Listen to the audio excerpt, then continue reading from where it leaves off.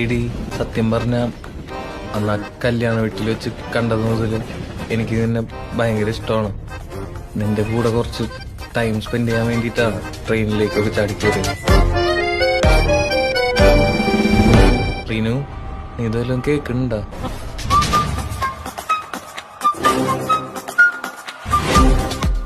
മോനെ അടങ്ങ്.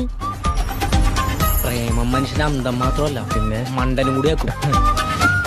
അതിനിപ്പോ മാറിക്കാൻ പറ്റാത്ത അവസ്ഥയാടാ.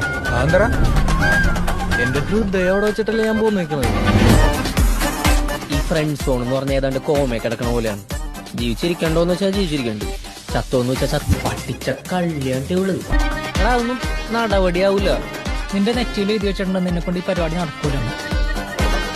അങ്ങനെയാണെങ്കിൽ അത് മാരി ആദി. അയ്യോ, നീ കൊറേ പ്രോഗ്രസ് ഉണ്ടാക്കാൻ നോക്കി, അതിനൊക്കെ നിഷ്പ്രഭമാക്കിക്കൊണ്ട് അവൻ മുന്നേറിക്കൊണ്ടിരിക്കുകയാണ്. ഇനി നടക്കപ്പോറത് യുദ്ധം.